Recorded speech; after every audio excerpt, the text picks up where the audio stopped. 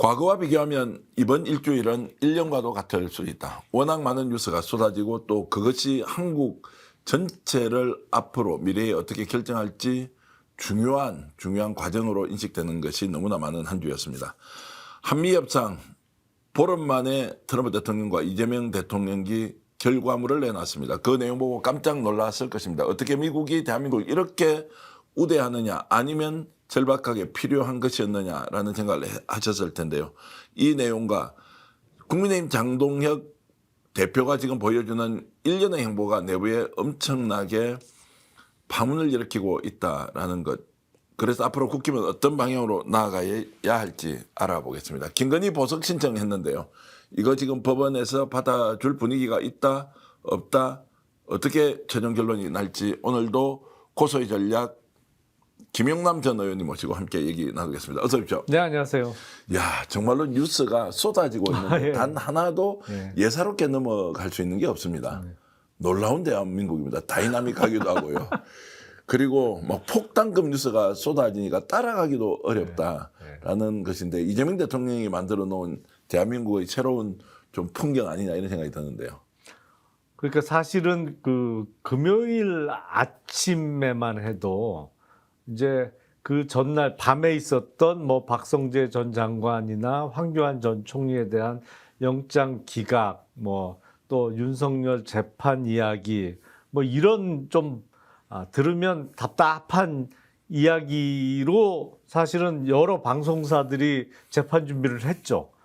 그러더니 이제 10시 좀 넘어서 이재명 대통령의 그 한미 관세 협상과 관련한 팩트시트의 내용 설명이 이제 갑자기 속보로 뜨면서 긴급 생방송으로 이제 요청했죠. 그렇죠. 대통령실에서. 예. 엠바가 걸려 있다가 예. 방송이 시작됐는데 저도 이제 다른 곳에서 방송을 하면서 라이브로 그걸 봤는데 들으면서 깜짝깜짝 놀랬어요, 사실은. 예. 그러면서 참 걱정도 많이 됐었는데 일단은 안도감, 그리고 안도감 이후에 다가오는 감정은 진짜 협상을 잘했다. 네. 이 어려운 와중에 나름대로 얻을 수 있는 거는 참 많이 얻어냈다라는 생각이 듭니다. 형식과 내용을 좀 나누어서 좀 질문을 드려보겠습니다. 형식으로 보면 지난 29일 날 경주 에이펙에서 파격적으로 한미 정상이 만나서 뭔가 결정을 했다. 와, 이거 뭐야? 핵점 추진 이게 뭐지? 관세 협상도 그냥 15% 마무리했다. 네. 그 다음 날 쏟아졌던 뉴스가 뭐냐면 미국은 미국대로 딴 이야기하고 우리는 우리대로 딴 이야기하고 그렇죠. 야, 이거 뭐야? 또 트럼프한테 당한 거 아니냐? 네. 뻥카냐? 혹시 우리 정부에서 국민들한테 좀 과잉해서 이야기한 거 아니냐? 그런데 딱 보름 지났습니다. 네. 그 복잡한 문제가 체계적으로 정리되고 내용 하나하나가 지금까지 우리가 생각했던 것보다 훨씬 더 파격적으로 우리 국익 중심으로 정리가 됐다라는 것에서 와, 정말로 협상력이 대단했구나. 네. 그런 생각이 들었습니다. 그렇죠. 어떤 점이 이제 이재명 협상력, 협상 과정에서 보여준 이재명 대표의 리더십 좀 설명을 해주시면. 그 대통령께서 이제 기자회견을 하면서 소회를 밝히셨잖아요. 사실은 이게 우리가 하고 싶어서 시작된 협상도 아니고 우리가 하자고 한 협상은 더더군다나 아니었고요. 이제 중간에 약간 멈칫하고 단어를 바꿨습니다만 비자발적 협상을 우리가 어떻게 보면 등 떠 밀린 측면이 있지 않습니까? 그러면서 이 국제사회는 사실은 우리 일반 사람들이 사는 사회보다 이른바 갑을 관계가 더 확실하죠. 네. 미국은 뭐 슈퍼갑이에요. 우리가 경제력으로나 국방력에서 많이 과거와는 다른 성장을 해왔습니다만 그럼에도 불구하고 미국과의 어떤 협상, 교섭을 할 때는 뭐 우리는 의릴 수밖에 없는 게 현실이죠. 그래서 그런 경우에 우리의 어떤 협상 전략 내지는 무기는 버티는 거다라는 게 이제 대통령의 직접적인 워딩이었잖아요. 너무 솔직하게 말씀하신 것 같아요. 그 부분은 앞으로도 또 다른 협상도 할지 모르는데. 근데 뭐 현실적인 이야기죠, 대단히. 근데 그런 과정에서 왜 팩트시트가 빨리 안 나오냐, 빨리 협상을 마무리 져야 되는데 이거 잘 안 되는 거 아니냐라는 걱정 반 내지는 뭐 다른 엉뚱한 희망을 섞어서 자꾸 이제 뒷다리를 잡았던 뭐 누가 들어도 그게 야당을 상대로 한 얘기라고 들릴 수밖에 없었는데 그거에 대한 뭐 약간의 그 인간적인 소외를 밝혔는데 대통령이 예를 들어서 이제 버티기 할 수밖에 없는 처지다, 비자발적이었다라고 이제 하는 것은 사실 좀 겸손의 표현도 상당히 담겨 있다. 어쨌든 결과적으로 잘 된 것은 대통령이 잘한 것이 아니라 참모들이 잘했고 기업인도 잘했고 국민들도 열렬하게 응원을 했다.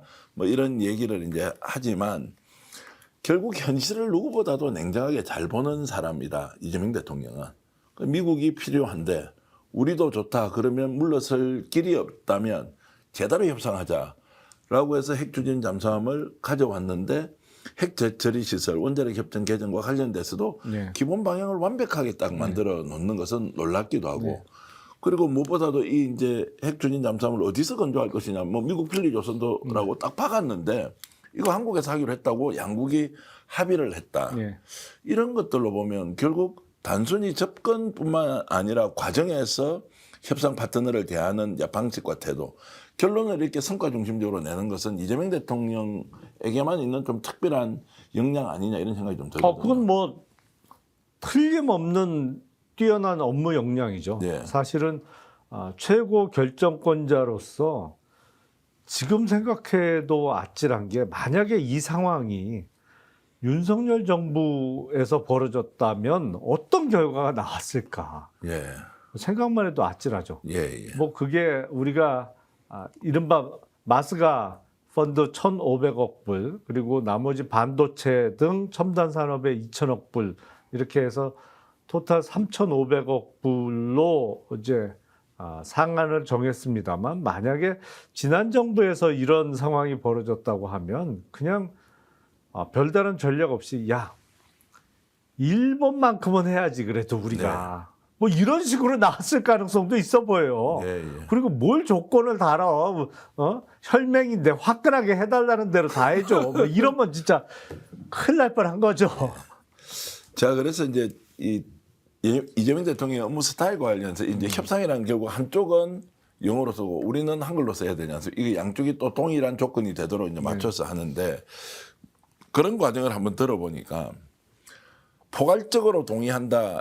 여기에서 디테일로 들어가면 이재명 대통령은 정말로 문장이 아니래요. 단어 하나가 이게 어떤 의미가 있는지 어떻게 우리한테 유리한지 불리한지 양보할 수 있는 건지 반드시 지켜야 하는 것인지를 철두철미하게 따진다는 거예요. 마지막에는 대통령이 직접 보고 이거 빼야 돼, 이거 넣어야 돼.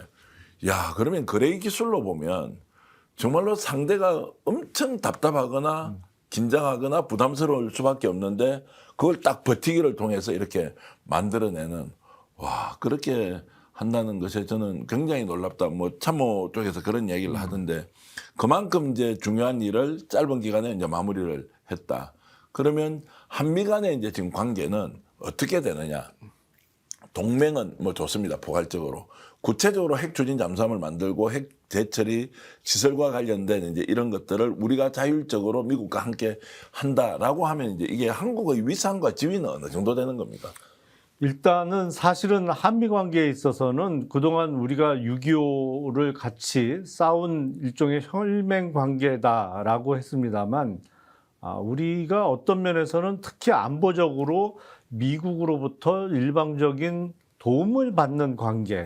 뭐 이게 미국 쪽의 그 시각도 그렇고 우리도 뭐 그런 생각을 좀 깔고 있었던 것이 아닌가 싶어요. 근데 이번에 핵추진 잠수함 건조와 관련해서 그 미국의 기술 사실상 뭐 이전이라는 표현은 안 나왔습니다만 미국 쪽에 기술 이전도 받고 그리고 우리가 그동안 묶여 있어서 더 이상 앞으로 나가지 못했던 그 처리 시설 내지는 처리 능력과 관련해서 이제는 허들이 없어졌잖아요. 우리가 이제 진일보한 기술을 계속 발전시키고 써먹을 수 있게 됐는데 이게 결국에는 미국도 우리의 능력이 필요한 거죠. 네.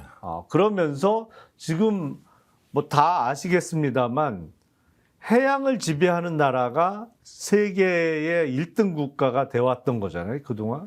그래서 뭐 15, 16세기에 세계 1등, 뭐 정확하게는 유럽 1등을 했던 스페인의 무적 함대가 영국과의 해전에서 패배하면서 영국이 이제는 유럽 1등, 뭐 세계 1등이 됐던 것이고, 지금 20세기부터 지금까지는 미국의 해군력이 세계 1등이었던 것인데, 이게 사실은 좀 중국과의 경쟁에서 적어도 물량 면에서는 확실하게 밀리기 시작했단 말이죠. 근데 미국의 조선업, 뭐 미국의 전반적인 제조업이 매우 쇠퇴하면서 조선업과 관련해서도 미국 자체적으로 어떤 군함이라든지 뭐 잠수함도 그렇습니다만 이게 물량을 많이 늘릴 수 없는 상황에 처한 것은 명백한 사실이고, 그런 미국의 지금 부족한 점을 우리가 채워줄 수 있다는 게 이번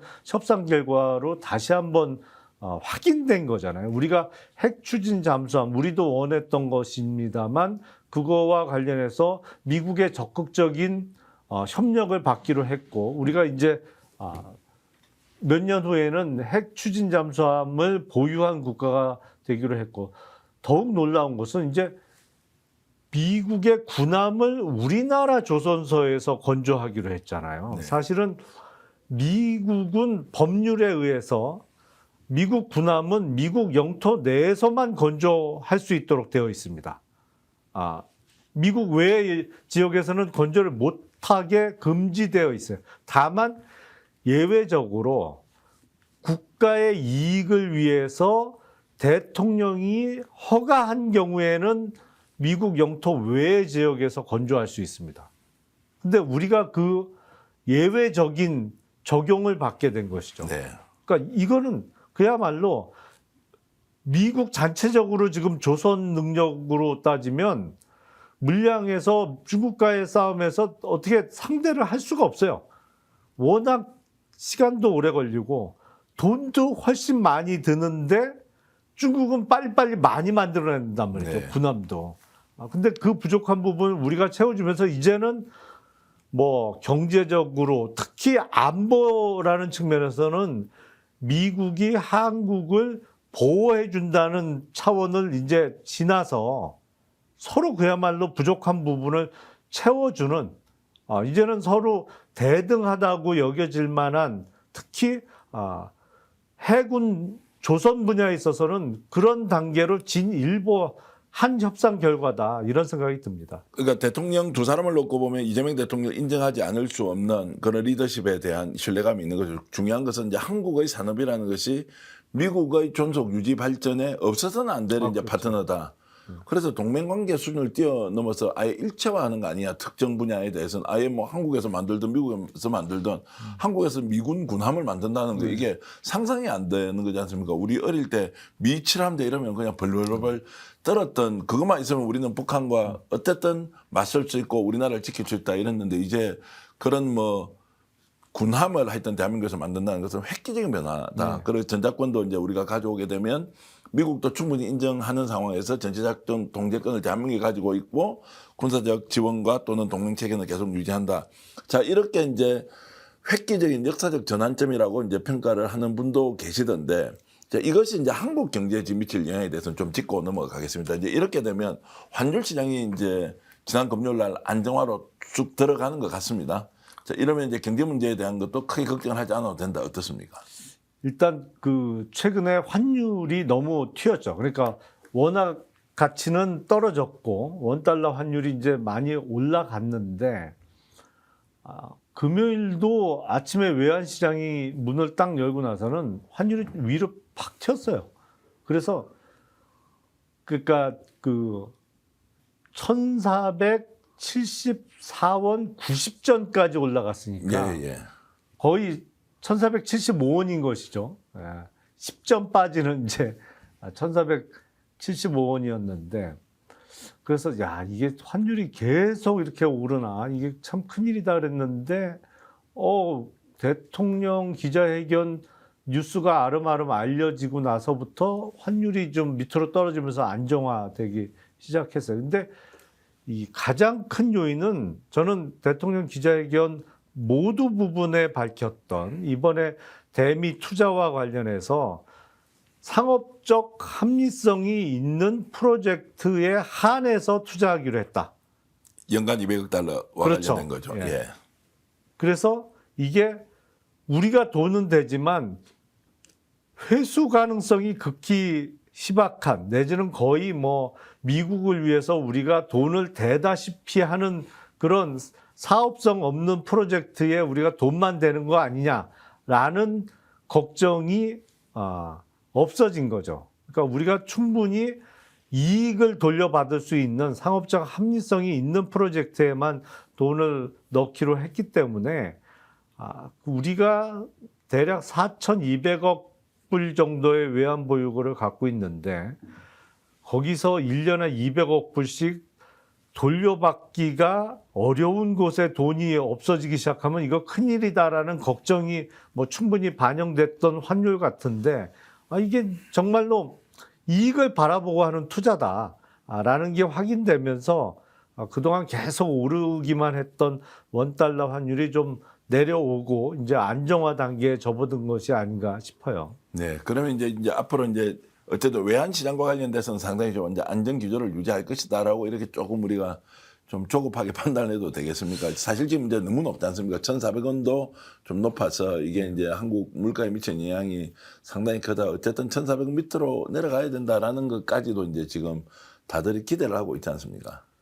그러니까 1,450원 환율은 물론 수출 기업은 좋죠. 예. 뭐 달러로 계약을 하고 그걸 원화로 바꾸면 받는 원화는 훨씬 커지니까 좋아집니다만 원유를 비롯해서 거의 모든 원자재를 수입해서 써야 되는 우리나라 입장에서는 원달러 환율이 계속 이렇게 높은 거는 일단 물가의 부담이고 그리고 수출 기업을 제외한 나머지 기업들도 특히 원자재 수입 비중이 큰 기업들은 부담이 커지는 거죠. 그리고 이게 달러와 원화와의 관계에서만 원화 약세인 것이 아니거든요. 사실 동남아 국가의 통화하고도 비교해 보면 원화는 지나치게 약세예요. 네.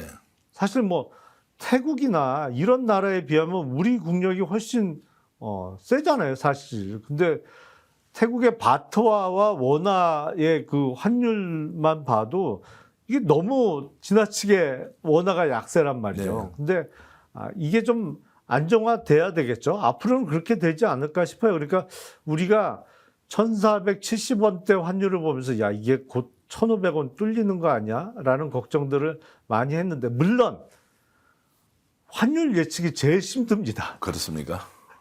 경제 어떤 전망보다 뭐 주가든 뭐 경제 성장률이든 모든 것 중에 제가 알기로는 환율 예측이 제일 힘들어요. 그렇습니까? 예. 그렇긴 주식보다. 하지만 그래도 이제는 조금 계속 올라가기만 하던 원달러 환율이 이제는 안정화되지 않을까 싶고 제가 보기엔 바라건대 그래도 내년도에는 1,300원대 환율에서 좀 형성돼야 되지 않을까라는 생각이 듭니다. 대체로 한 1,350원 정도가 적정 수준이다라고 이제 얘기는 하는데 그것도 뭐 이제 상황에 따라 달라질 수도 있겠지만 그렇게까지 좀 안정화되고 내려갈 수 있겠습니까? 좀 이제 한국 경제가 좀 안정되어 있다, 투자로서도 매력이 있다, 뭐 이런 것들이 지금 올 수 있느냐? 내수시장 굉장히 안 좋기 때문에 또 그런 전망을 하는 것이 쉬우냐 아니냐 뭐 이런 이야기도 있는데 어쨌든 경제 분야에 뭐 상당히 이제 저게 그 실력이 있으시니까 좀 보시기에는 어떻습니까? 일단 그 다른 나라와 통화와 우리 통화를 비교를 할 때 뭐 장기적인 요소로는 결국에는 경제 성장률이죠. 네. 그 나라의 경제 성장률, 우리나라의 경제 성장률. 근데 미국처럼 사이즈가 큰 경제의 성장률이 사실 지금 우리 경제 성장률보다는 높잖아요. 그러다 보니까 원달러 환율이 계속 고환율로 유지되고 있는 것인데 이 경제 성장률을 높이기 위해서 최근에 이재명 대통령이 이른바 6대 개혁 주장했죠. 뭐 노동개혁부터 포함해서. 뭐 교육금리, 연금 예. 뭐 이런 것들 그리고 이제 규제 개혁을 제일 앞장서왔더라고요. 그렇죠. 그래서 그런 개혁 작업이 성공리에 진행된다고 하면 우리의 잠재적 그 경제 성장률도 올라가지 않을까 싶고, 그리고 당장 단기적으로 가장 큰 요인 중에 하나는 결국엔 이자율입니다. 예. 근데 우리 기준금리가 지금 연 2.5%잖아요. 근데 미국은 최근에 두 차례에 걸쳐서 금리를 내렸지만 금리 상단으로 보면 4%거든요. 예. 그러니까 이게 최대 2%까지 벌어졌던 한미 간의 금리 차가 1.5%로 줄어들기는 했습니다만, 일단 미국이 12월에 열리는 FOMC에서 0.25를 낮출 것이냐 안 낮출 것이냐도 문제고, 그리고 당장 그런 거예요. 그러니까 우리가 원화를 갖고 우리나라 은행 가서 정기예금을 하면 1년짜리 정기예금 금리가 2%대란 말이에요. 네. 근데 달러를 갖고 달러 예금을 하면 4%대예요. 네. 이자를 훨씬 많이 줘. 네. 미국이 이자율이 높으니까. 그러다 보니까 달러 선호도는 높을 수밖에 없죠. 그게 원달러 환율이 계속 높아지는 원인 중에 하나였고, 뭐 여러 가지 요소가 있습니다. 뭐 네. 우리가 지금 특히 서학개미라고 불리우는 미국 주식에 많은 그 돈을 투자하는 분들도 여러 가지 있습니다만 앞으로는 나아지지 않을까. 그리고 더군다나 우리의 잠재 성장률을 높이기 위한 이재명 정부의 개혁 작업이 성공할 거다. 그런 믿음 하에 이제는 좀 환율이 내려오지 않을까 싶어요. 6대 개혁 과제 이제 6대 개혁 과제와 관련해서 이제 규제 개혁, 그다음에 교육 개혁, 연금 개혁, 노동 개혁, 금융 개혁까지 이제 같이 포함돼 있어서 이거 지금 하지 않으면 한국 성장률이 확보 안 된다. 그러면 우리가 자력을 할 수 있는 거는 한국의 잠재 성장률을 어떻게 높일 것이냐. 그렇죠. 미국 금리 격차를 뭐 우리가 있는 대로 조정을 한다라는 것도 상호적인 관계이기 때문에 우리가 일방적으로 할 수 없고, 그런 면에서 결국 환율 안정은 수출 시장의 수입과 수출에 대한 안정적 구조를 만드는 데 매우 지금 중요한 요소가 바로 경제 성장률인데, 지금 6대 개혁 과제를 가지고 엄청 강하게 밀어붙일 것 같긴 합니다. 그러면 내년부터 뭔가 좀 구체적인 이제 성과가 나타나야 하는데, 그런 부분은 지금 현재 어떻습니까? 이재명 대통령의 지금 의지, 그리고 실제로 추진력, 또 시장의 반응, 이런 걸 보면 어떤가요? 뭐 대통령의 업무 추진력이야 공인된 것인데, 6대 개혁 과제 중에 사실은 쉬운 게 하나도 없잖아요. 네. 당장 뭐 연금 개혁만 해도 국민연금 모수 개혁 한번 하려고 하면 뭐 속된 편으로 난리가 나잖아요. 예, 예. 노동 개혁 그거 얼마나 힘든 과제예요. 그러니까 이게 이제 정년 연장 문제 바로 이제 나오는 거 지금부터 그렇죠. 갈등이 보통이 아닌데. 네, 그리고 뭐 고용 유연성 문제가 언급되면 이제 난리가 날 테니까. 네. 쉬운 일은 하나도 없는데, 결국엔 확실한 방향성을 제시하면 잠재 성장률은 올라가지 않을까 싶고요. 이게 어떤 특정 계층이나 뭐 특별한 사람들만을 위한 개혁이 아니고 정말 대한민국의 장기적인 미래 발전을 위한 개혁이라는 측면에서 동의해 주시는 국민들이 많으면 성공하지 않을까 싶습니다. 조금만 더 질문을 드리면, 그러면 이제 지금 이런 상황에서 경제 성장률이 어느 정도 나온다고 하면 달러 같은 데 투자하면 안 되잖아요. 서학개미들이 지금 미국 가서 주식 사면 그게 이제 환차손이 생길 수도 있지 않습니까? 그렇죠. 그런데 뭐 오랫동안 장기 투자하는 거면 뭐 이 환차손 크게 중요하지도 않을 수 있지만, 그래서 이제 지금 예를 들어서 시장에서 뭔가 투자를 하는 사람이 이 지금 고환율 시장에서 미국 주식이나 이런 것이 맞느냐 아니냐라는 것도 복잡하게 계산할 거 아닙니까? 근데 그동안의 경험에 의하면 서학개미들의 선택이 맞았던 것이죠. 네. 장기적으로 미국 주식은 계속 우상향했고, 더군다나 원달러 환율이 계속 올라가는 추세였으니까, 예를 들어서 1,200원대에 달러로 환전해서 미국 주식을 샀는데 미국 주식 가격이 변동하지 않았다고 하더라도 지금 1,450원의 환율이면은 환차 이익을 상당히 많이 본 거잖아요. 네, 예. 근데 만약에 원달러 환율이 안정화돼서 떨어지기 시작한다고 하면 환차 손을 보겠죠. 예. 그럼에도 불구하고 왜 지난 10월에 이른바 서학개미의 미국 주식 투자액이 60억 불이나 됐느냐. 이건 장기적인 경험치가 쌓여 있는 거예요.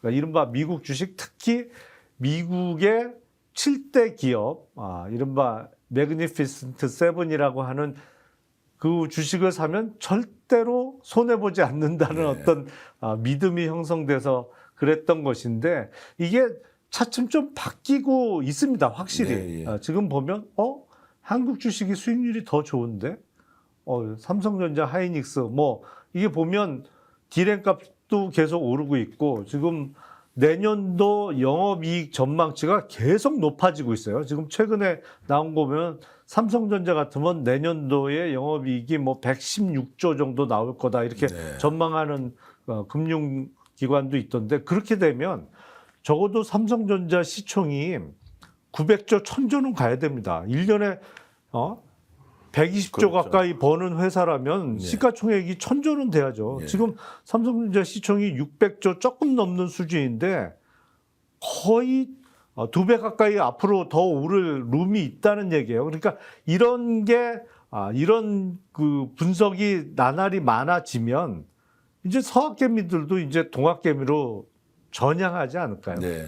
서학개미, 동학개미 이렇게 하니까 어쨌든 이제 시장 상황이 이렇게 굉장히 이제 급진전 또는 지금 급속도로 바뀌고 있는 상황을 여러분들께 이제 지금 말씀을 드리면서, 야, 이게 이제 세상이 돌아가는 게 그냥 쳐다만 보고 있다고 되는 게 아니구나. 하나하나 내용을 살펴보면 이것이 이제 내 삶과 어떤 연관이 있는지를 다시 한 번 더 생각해 보는 것. 절대로 동떨어진 다른 세계에서 이루어지는 일은 아니다라는 생각이 드네요. 주제를 좀 바꿔서 좀 말씀을 드려보겠습니다. 국힘 쪽으로 가봐야 되겠는데요.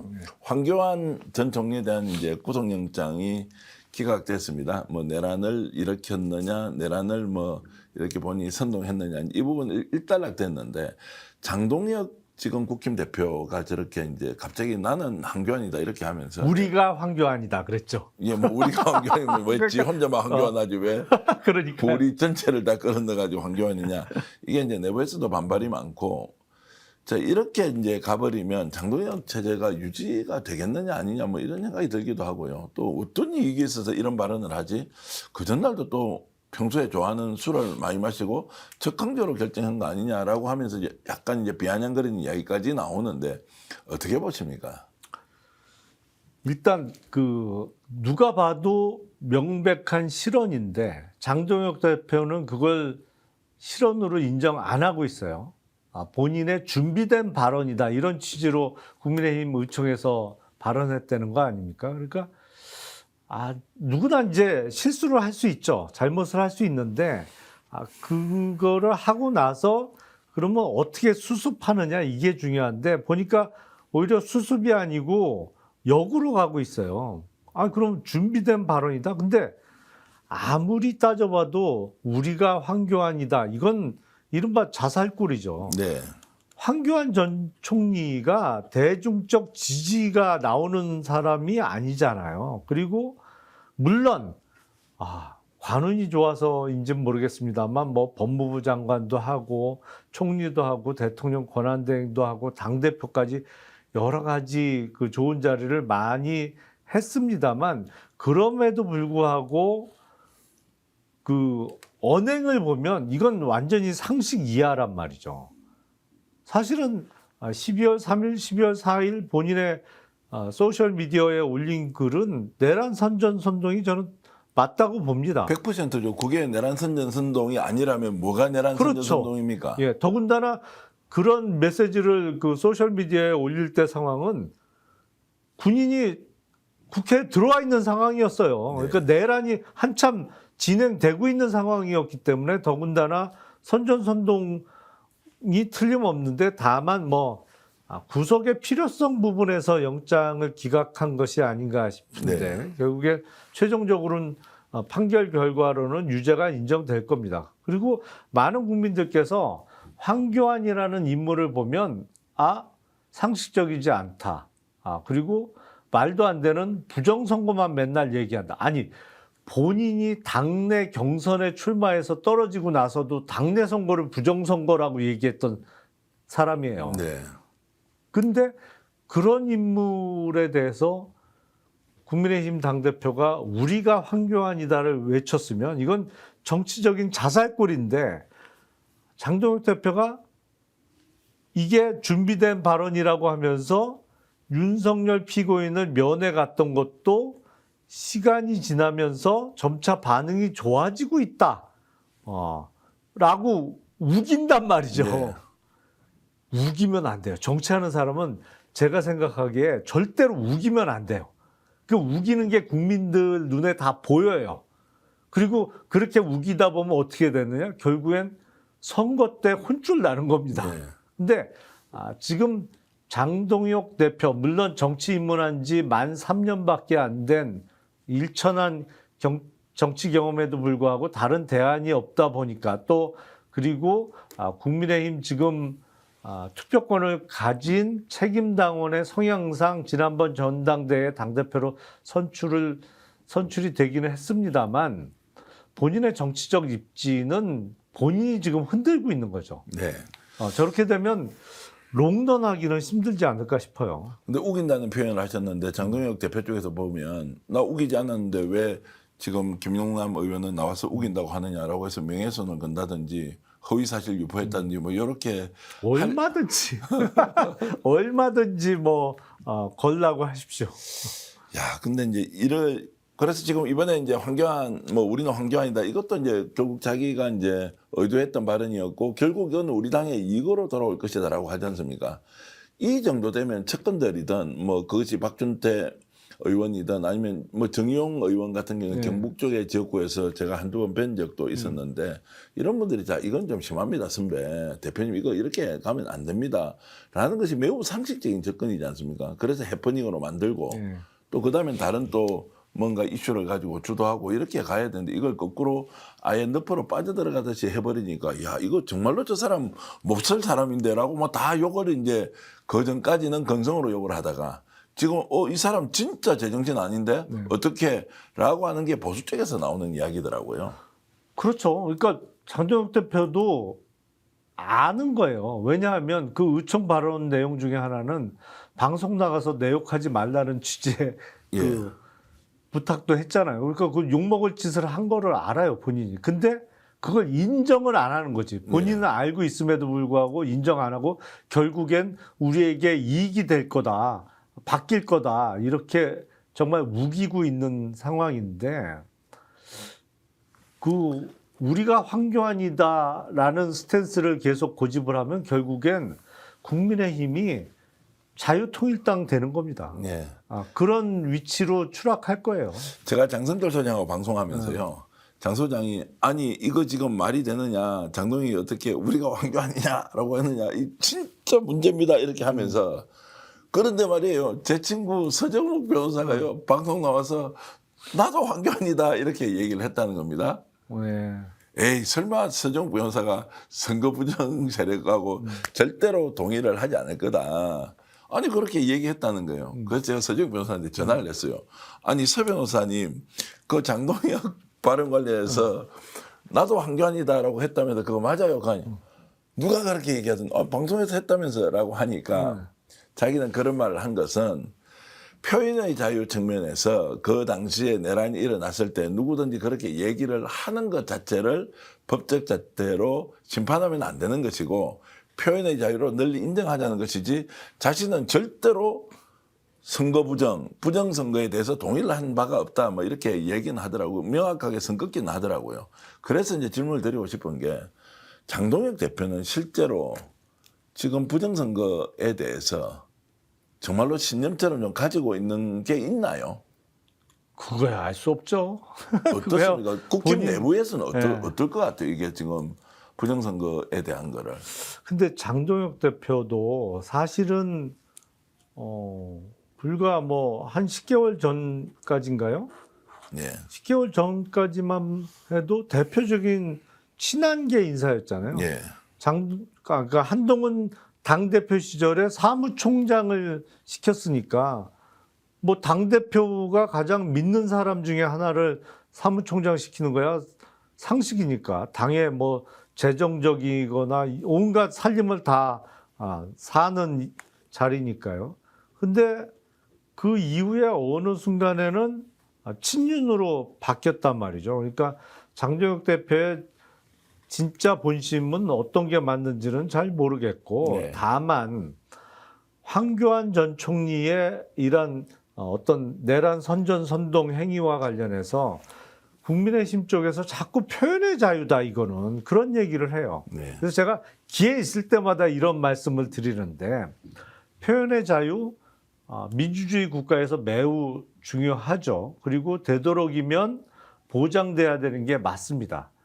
다만 표현의 자유에도 뚜렷한 한계는 있는 거예요. 그러니까 미국 판례에 나온 문구입니다만, 어느 누구도 불이 꺼진 극장에서 거짓으로 불이야라고 소리칠 표현의 자유는 없는 거예요. 그런 자유는 없는 거예요. 왜냐하면 그건 어마어마한 혼란을 가져오고 다른 사람들에게 피해를 주는 행위이기 때문에, 만약에 정말 불이 꺼져서 깜깜한 극장에서 누군가 저 뒤에서 불이야 불라고 소리를 쳤으면 어떤 상황이 벌어지겠어요? 놀란 관객들이 그 깜깜한 극장 안에서 서로 출입문을 찾아서 나가려고 하면서 막 뒤엉키고 거기서 밟히는 사람도 나오고 할 거 아니에요. 그러니까 표현의 자유를 주장하는 거는 정말 말도 안 되는 이야기죠. 왜냐하면 지금 총을 든 군인들이 헬기에서 내려서 국회로 들어가고 있는데, 물론 거기에 영관급 장교나 우리 장병들은 소극적 저항을 했죠. 일부러 천천히 갔지. 네, 예. 뭐 그래서 상황이 더 심각하게 진행은 안 됐습니다만, 그래도 일촉즉발의 위기이고 내란이 벌어지고 있는 상황에서, 그 상황에서 야 이번 기회에 무슨 다 저 종북 주사파 척결해야 돼. 도대체 종북 주사파를 누굴 얘기를 하는 건지도 모르겠고, 그리고 비상계엄 해제 결의를 주도해야 될 국회의장 체포해야 돼. 저 비상계엄에 반대하는 여당 대표 체포해야 돼. 이게 내란 선전선동이 아니면 뭐예요? 그건 표현의 자유라고 얘기할 수 없는 겁니다. 그러니까 국힘이나 국힘 쪽 인사들도 억지를 부리면 안 돼요. 자, 어쨌든 구속 여부에 대해서만 남아있지, 그게 내란 선전 선동이 아니었다 맞다라고 하는 것은 최종적으로 이제 법원에서 판단을 하겠죠. 그러나 이것이 이제 정치적으로 어떻게 지금 해석이 되고 있느냐 하는 것은 이제 국힘의 미래와 직결되어 있기 때문에, 이제 어찌됐든 이제 장동혁이 이렇게 이제 사고를 쳐버렸습니다. 그러면 당내에서 좋은 기회가 온 거예요.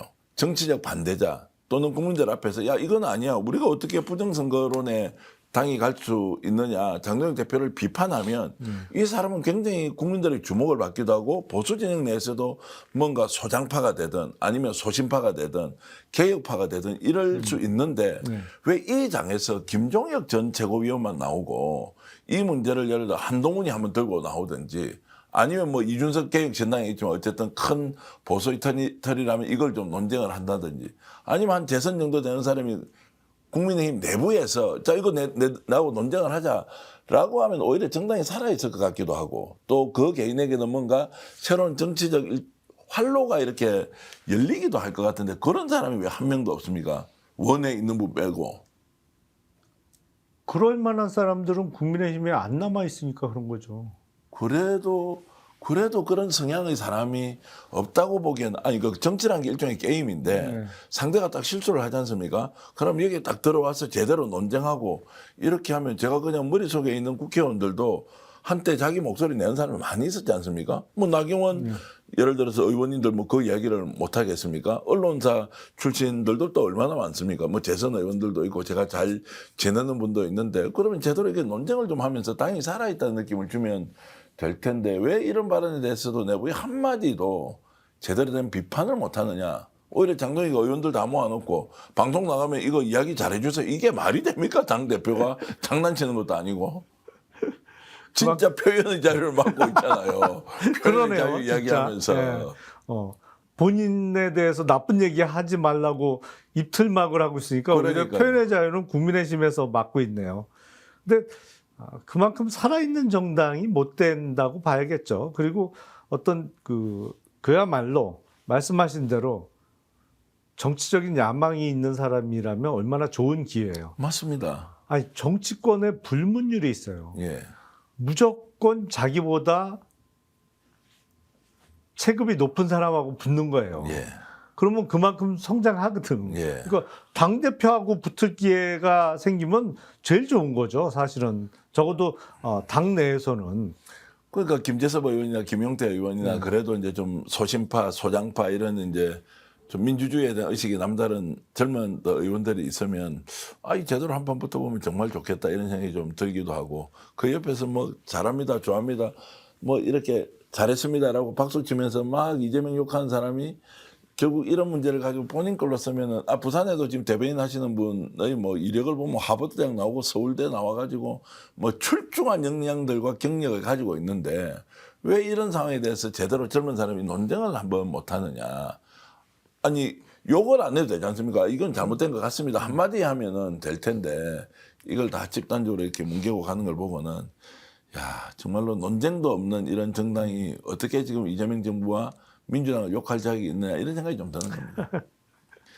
자 그래서 좀 불편한 질문입니다만 이런 정도로 당이 이제 극단적으로 가버리면 진짜 위헌정당 해산 청구에 대해서 한번 고민을 해보자. 추경호 지금 원내대표는 기소는 될 거 아닙니까? 뭐 구속이 뭐 영장 청구가 됐으니까요. 예, 영장 청구가 됐다는 이제 기소는 될 것이고 재판을 받아보고 그리고 그 내용으로 봐서는 어떻습니까? 이제 보수적 성향을 가지고 있는 민주당 이제 정치인이시지만 어떻습니까? 그 정도 내용으로 실제로 계엄 시점에서 의원들을 못 들어가게 한 행위가 이제 내란에 동조했느냐 하지 않느냐 지금까지 나와 있는 이제 증거로만 한번 설명을 해주시면 어떻습니까? 추경호 장관, 추경호 원내대표. 그러니까 당시 그 국민의힘 의총 장소를 몇 번을 바꿨잖아요. 근데 가장 결정적인 순간, 그러니까 12월 4일 0시가 넘어서, 그러니까 국회에서의 비상계엄 해제 결의가 임박했던 그 시점을 놓고 보면 명백히 표결 방해죠. 네.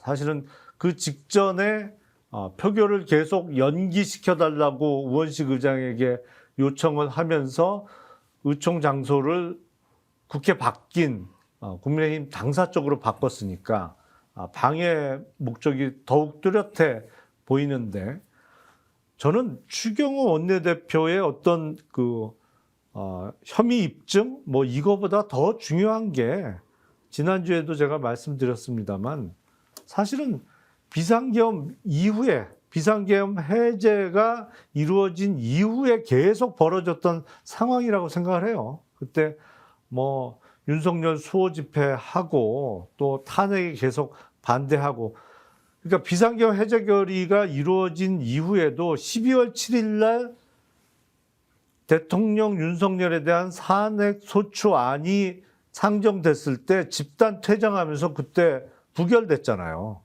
그리고 다시 일주일 후인 12월 14일 날 가까스로 통과가 됐는데 이런 일련의 상황으로 볼 때는 사실은 정당의 목적이나 활동이 민주적 기본 질서에 위배되는 정당이라고 충분히 볼만하죠.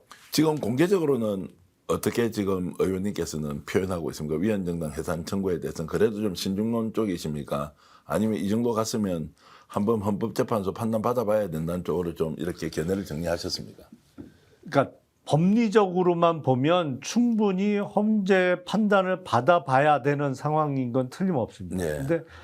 현실 정치적인 측면에서는 뭐랄까 이게 지금 내란이 일어난 지 거의 이제 1년 돼 가잖아요. 네. 다음 달 3일이면 1년인데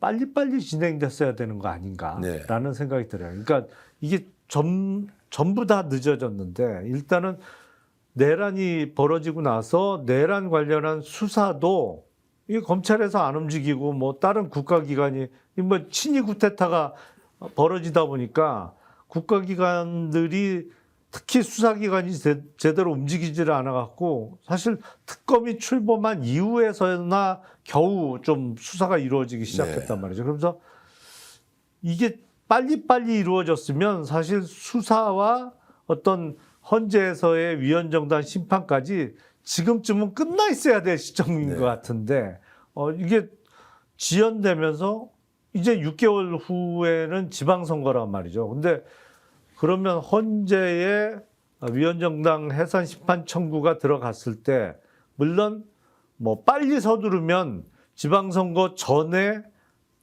그 위헌정당 해산에 대한 결론이 나올 수도 있겠습니다만 정치적으로 전국 그 동시 지방선거를 앞두고 이게 과연 정당을 없앤다는 게 이제 불가능하다는 말씀이에요. 예. 결국 그 이제 심판이라는 거는 결국 이제 지방선거 이후에 어쨌든 이제 한 번 하여튼 결론 내고 가야 된다는 의견으로 제가 이해를 했습니다. 그러니까 뭐 사실은 2026년 지방선거와 2028년 4월 총선이 제일 큰 선거인데 그 사이에는 뭐 가능할 수 있겠죠. 그러니까 차라리 이렇게 그냥 해체를 시켜버리고 보수 정당이 새로 만들어지는 것이 더 현실적으로 옳다는 생각까지도 하고 계십니까?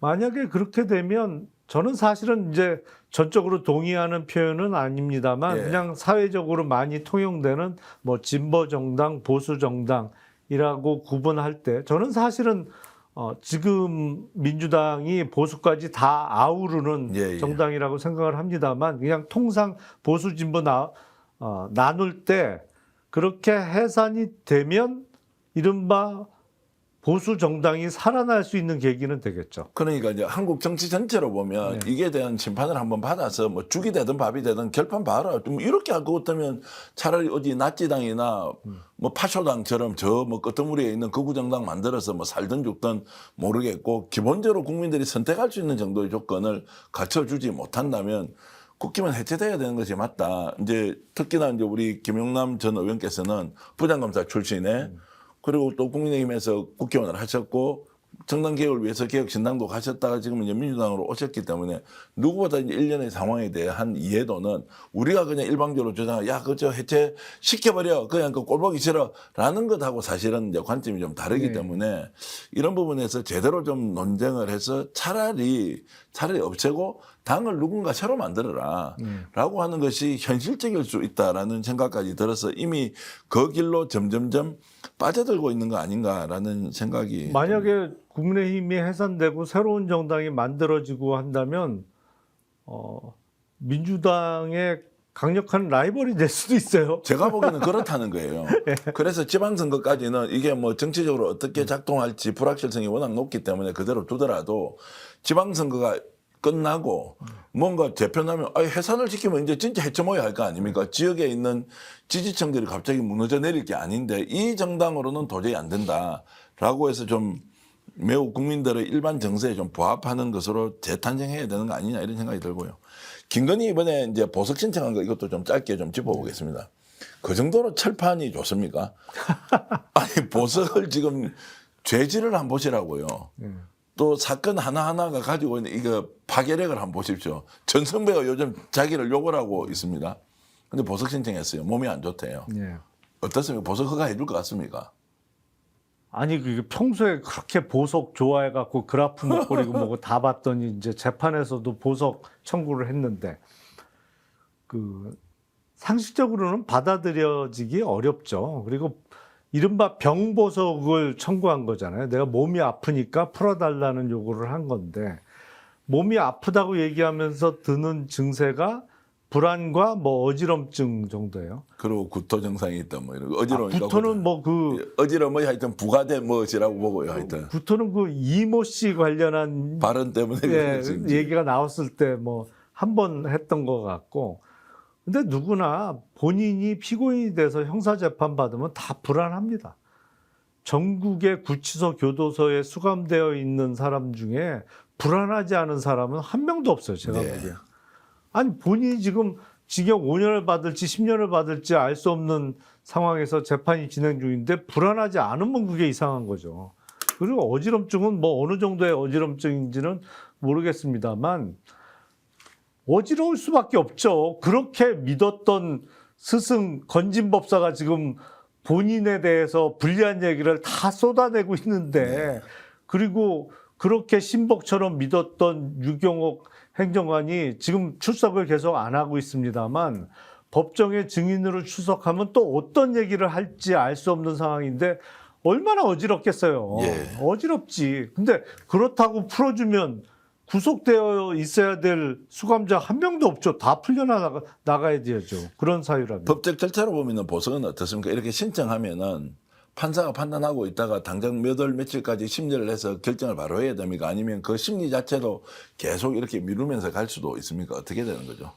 그러니까 보석 신문기를 잡죠. 예. 근데 통상의 경우에는 다른 재판, 뭐 증인 나오고 뭐 이런 재판기에 겸해서 잡죠. 네. 보석 신문기를 따로 잡는 경우보다는 그냥 재판하는 날짜에 뭐 앞이 됐던 뒤가 됐던 겸해서 보석 신문기를 잡아서 어떤 사유로 보석을 청구했느냐 물어보고 뭐 몸이 아프다고 하는데 지금 증세가 어떠냐 뭐 이런 거 몇 마디 묻고 그리고 나서 이 보석을 허가할지 불허가할지는 시한이 없습니다. 그러니까요. 이거를 뭐 2주 내에 해야 된다, 뭐 2달 이내에 결정해야 된다라는 제한은 없어요. 시기적 제한은 없습니다. 김건희 쪽에서 보면은 결국 보석을 허가 안 해줄 것 같으면 심리를 끝내고 결국 판단은 하지 않는 게 오히려 일종의 희망 고문이긴 하지만 그게 더 나을 수도 있겠다는 생각을 드네요. 지금 상황에서 판사가 보석 결정해주기 어렵지 않습니까? 아니 객관적으로 안 돼요. 사유가. 예.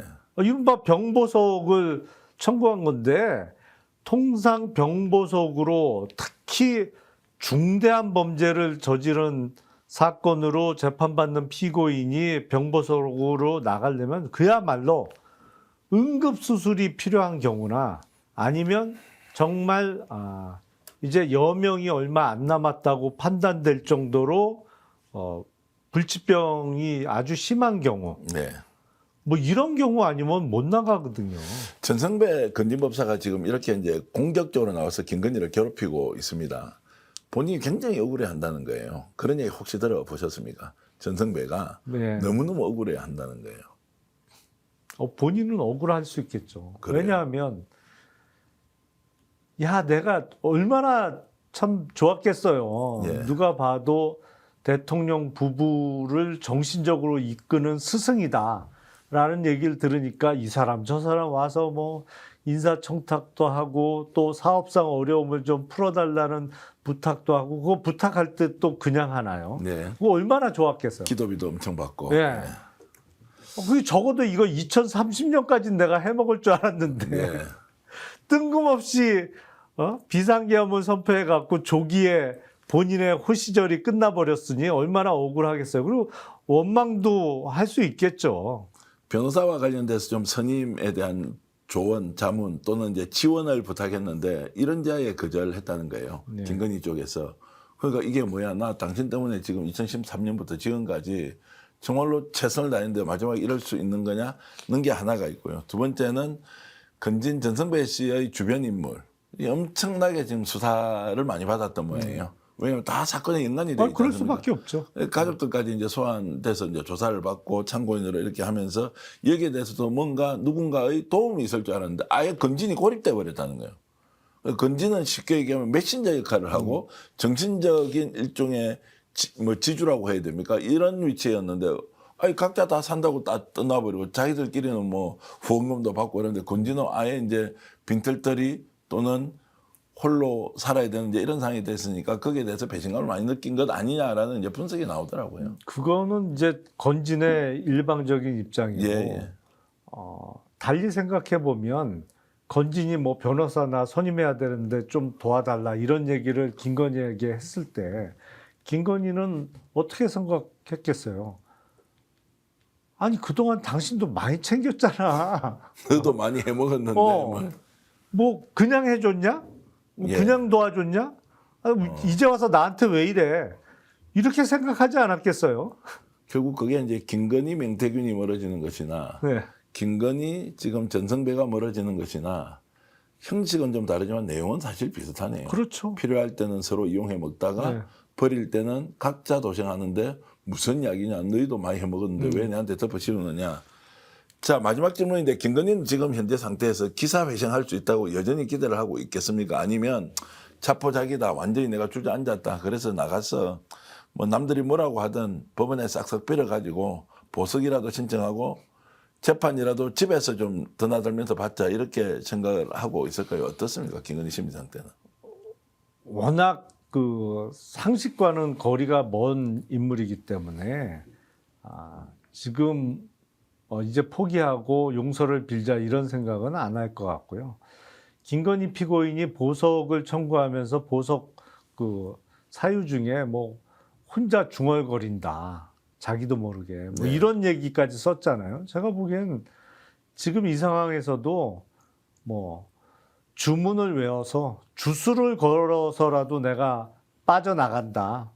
이런 생각하고 있지 않을까 싶어요.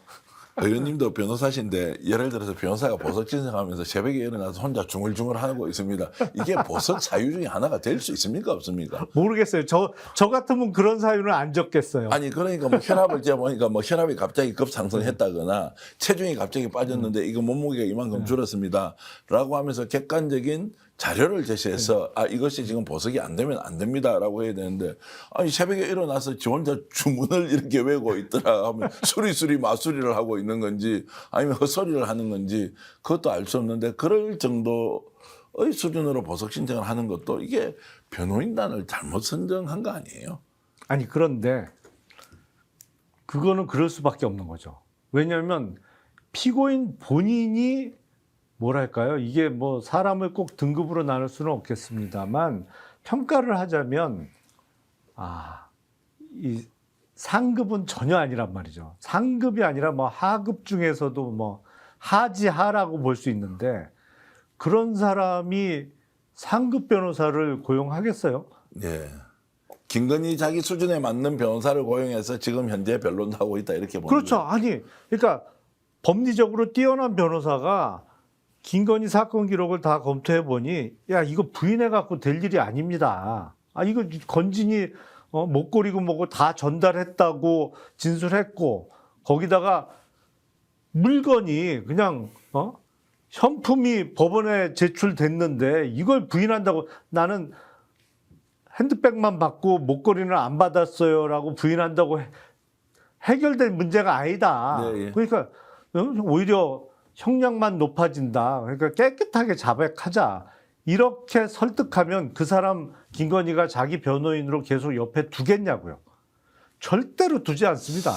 참 그게 이제 김건희를 더욱더 이제 상황 악화를 시키고 있다는 것이고 뭐 또 판사가 직접 이렇게 신발까지 보니까 신었던 흔적까지 나온다니까 그건 또 무슨 꼴입니까? 그거 돌려줬다 안 돌려줬다 이것도 중요한 일이지만 그걸 신고 돌려줄 거 왜 돌려줘? 내가 그냥 가지고 있지.